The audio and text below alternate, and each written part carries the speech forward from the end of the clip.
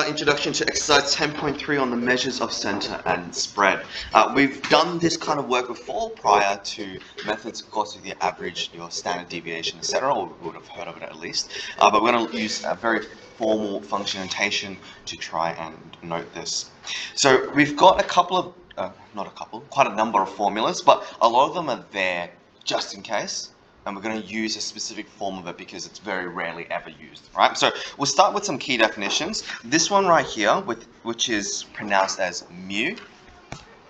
That's pronounced as mu, which is the same one as you see as micro. Just means expected value when working with probability and distributions. So the average, right? The average is your expected value. That makes sense. If you're rolling a dice, whatever number you get on average would be your expected value. So the mu is the mean of distribution that has a wide variety. Now, it can be found by using this formula. I'm going to get you to highlight or underline this for me.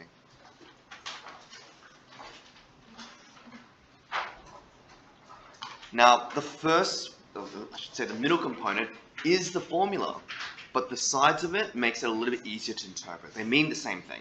Just to be clear, they do mean the same thing. Right? The middle component reads as the sum of all your x values times by the probability of those x values being those x values. The second component, or the one on the very end, says that the sum of your x values multiply the probability of getting that x. Makes sense. Right? The notation here is very particular. Right? The capital X symbolizes the number of what you want to get. Let me rephrase that, sorry. The capital X is specific to the context. So let's say, going back to the chocolate chip situation, the capital X is the number of chocolate chips, right? And that's conventional notation. That's not mandatory, but it's conventional notation, right? Just like how we use X in algebra. The little x represents the number in that context, right? So the capital X is specific to the context. The little x is just the number, which is why you have the probability distribution table where you've got little x on the top and it's going from 0, 1, 2, 3, 4, etc. Right? But to make it easier, we're going to just use this formula here, where it's the sum of x multiplied the probability. It will make much more sense in a moment. The next formula I want us to focus on is this one right here. E of g of x, so the expected value of this function, is the sum of that function multiply the probability. So it's the same concept where we're substituting x with a function instead. Okay. Up next, we're looking at variance and standard deviations. All right, so the standard deviation is represented by this one right here, sigma. Okay. So they are very similar, but before we get into that one there, I want us to devote our attention to this one right here. Standard deviation is defined as the standard deviation of x equals to the square root of the variance of x. Now, there's a bunch of probability terms or statistics terms here. Just to be clear, when we're referring to our variance, right, the basic description of it would be, on average, what is the distance from the middle of our data? If your variance is very high, right? If your variance is all over the place, then your values are all over the place. It's very spread out. Okay? Now the sigma, if you rearrange the formula and you square both sides, the sigma, or the standard deviation, would be the square of our variance. Yeah? Which just gives us a kind of absolute value aspect. But if we jump back a bit, what I'd like you to highlight is this formula right here. The variance of x equals to the e of x squared, and I'll show you how to calculate that in a moment, minus the square of the expected value. So, e of x squared minus the square of e of x. And I promise you the formula is a lot less confusing when we go through them. Okay. Last two parts of the formulas I'd like you to highlight. Oops. Let's try that again. This one and this bottom one. We're not going to touch the bottom one yet. We'll go through that in the next exercise. But the variance of ax plus b equals to a squared variance x. That's really all we need. So those highlighted ones are what's super important. The other ones are not to say that they're not important, In fact, I think the only other one that would be really important would be this one here. But the other ones you don't really use much, or are other forms of the same formula. Okay. Let's do a practice question, and I'll show you how to use these formulas and what they even mean. The first example I've got here is a coin is biased in favor of heads, such that the probability of obtaining a head on any single toss is 0.6. The coin is tossed 3 times and results noted. If X is the number of heads obtained on the 3 tosses, find, etc. First thing I'm going to do is draw up a distribution table. Okay, so I'm going to draw up the table by labeling my... I'm going to draw up a distribution table. You're going to have to find some space on your page to do so. I'm just going to zoom into the bottom right of my page to do this. So I'm going to go ahead and label my X values first, of course being X, 0, 1, 2, and 3. We're tossing the coin 3 times and we're noting the result. So it has to be from 0, 1, 2, 3. And then the bottom one would be P of X. This is the same thing we did last lesson. Okay, so then we find the probabilities of what we're trying to achieve, right? Just the way that we normally do. So all I'm going to do is say that, well, to get 0 heads, right, given the probability of heads is 0.6, I can just open up my calculator and go 0.6 to the power of 3, which would give me 0.06. I'm going to change that into a decimal form, which would give me 0.0. Oh, my apologies, 0.4 to the power of 3, because we're looking for failure. My apologies, because it's 0 heads. So it would be 0.06. Give myself a little bit of a heart attack there. Of course, it makes sense that if we're trying to find the probability of there being, and there will be an easier way to do this in the next exercise, but we're going to do it the archaic way in the meantime. To get the probability of 1 head, actually, you know what, let's do an easier one. Probability of getting 3 heads, of course, is success every single time, so 0.6 times 0.6 times 0.6, which would be that value we had earlier, which is 0.216. So let's fill that one in. That's the easier one. Now the possibilities, or the outcomes that get us 1 would be heads, tails, tails, tails, heads, tails, and tails, tails, heads. So I just need to find the probability of one of these and multiply it out by 3, because they're all the same probability, aren't they? Yeah. So I'm going to go ahead and go 0.4 times 0.6 times 0. Let's go 0.6 times 0.4 times 0.4. So the probability of success, failure, failure. Okay. That would give me 0.096. I'm going to times it by 3 because I've got 3 outcomes that give me the same. That gives me 0.288.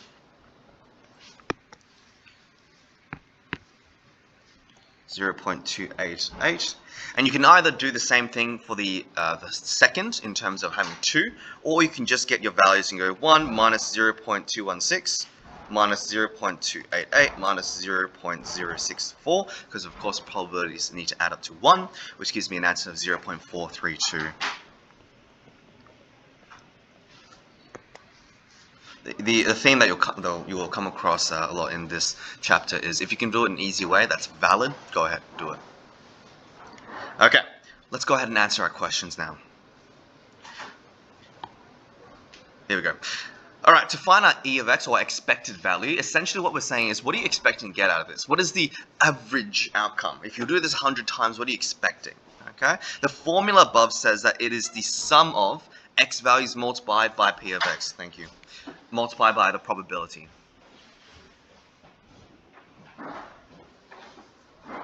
So we're going to go ahead and multiply them out. That's it. Yeah. So if I write down here the formula, we have it equals to the sum of. Apologies, you're going to have to draw a better sigma. X times by P of X, which in this case is going to be equal to 0 times 0.064. So all I'm doing is multiplying the X by the probability of X.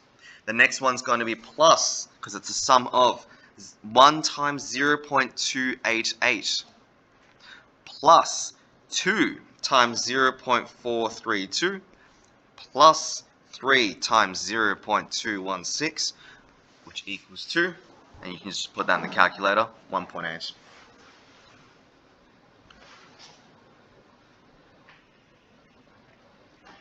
Yeah, so all I'm doing is multiplying. I'm multiplying x value by this, right? So x by the probability, and then adding this by this by this, etc., etc., etc.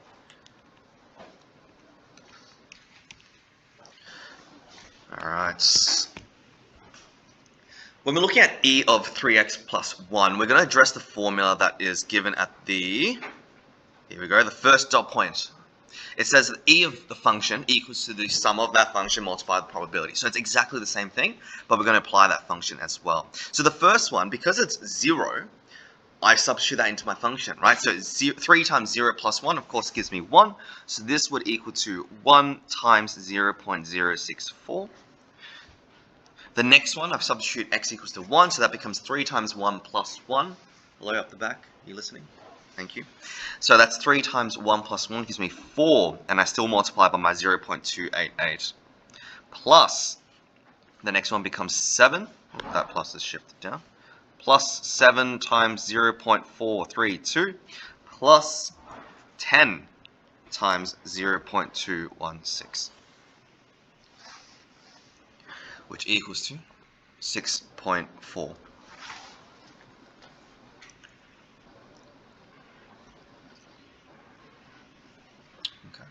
Just to be clear, the e of x, with being 1.8, means that in this scenario, we're looking at the number of heads on average to be 1.8. So if you tossed it 1,000 times, your value would be close to 1.8 heads per however many times, right? So 1.8 out of 3, that's an expected value. In reality, of course, you can't get a single toss of 1.8 out of 3, right? But that's in the long run, it's expected value. I'll show you a further application of it next. The e of x squared is part of the formula in, here we go, in the variance, okay? So this is calculated slightly differently. It's still using the same formula, so all you're going to do is say, well, the first one is 0 squared times 0.064. I'm not going to bother writing that. The next one will be 1 squared times 0.288 plus 2 squared, so 4, I'm just going to write 4.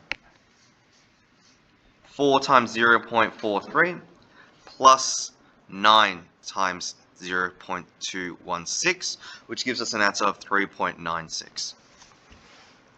So it's just going to be the same as our original process, or with our function, our g of x, but we're using x squared, obviously.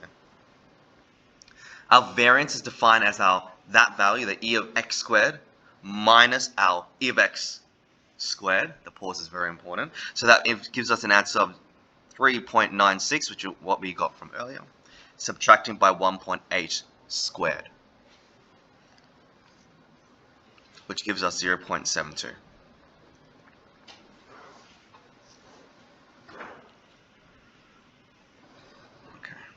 And then finally, for this question, we're looking at a variance with a function on the inside. We're going to be addressing this formula right here, where we have the variance of ax plus b equals to a squared variance x,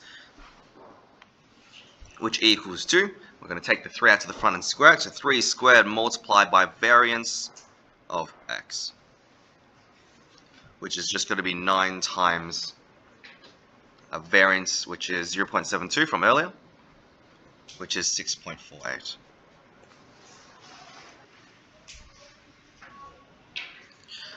So the actual application of the formula is pretty straightforward, but you need to be able to understand how to, well, obviously draw up that table. That's very important. Again, like I said, next exercise, we'll look at how to do it much simpler, or at least where, for example, let's say I'm trying to find the probability of 6 coin tosses in 100, right? So it can get very tricky if you're just working, if you're working with large numbers. So we'll apply a formula later on.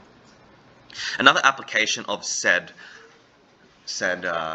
formulas is a chance where you're trying to find the likely outcome in an event, right? So a person may buy a lucky ticket for $1.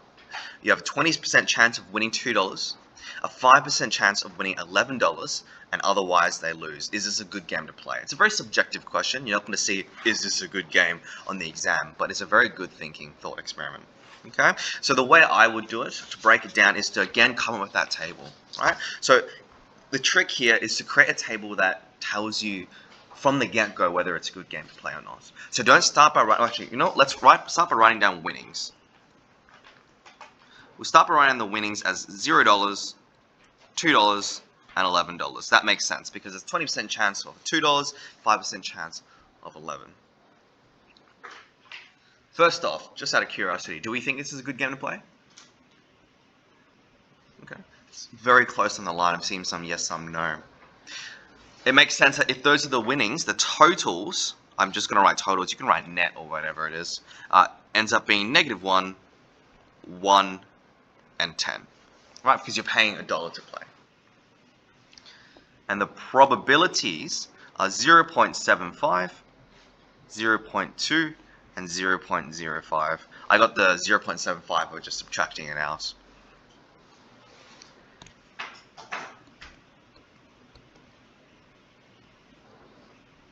Oh my gosh, alright. So, the expected value of x, sorry. Well, that changed color. There we go. Alright, so expected value of x, which I should be using capital X for, apologies. Capital X is equals to -1 times by our 0.75 plus 1 times 0.2 plus 10 times 0.05. Okay, which equals to -0.05. Therefore, no, it is not a good game to play because, on average, you're expected to lose 5 cents per game. That's what that means. Your expected value, on average, you're expected to lose 5 cents per game. Of course, it's not possible to lose 5 cents in one game, but it's on average. Any questions? Okay, right below there is a summary in terms of the formulas and the general principles behind the basics of probability that we've covered so far, including the mean, variance, standard deviation formulas, etc. You're welcome to cut that out, sync to your book, etc. But of course, not all formulas will be applicable. Some of them are not as relevant. This bottom one here with the 0.95 on the end of it, we will address next exercise.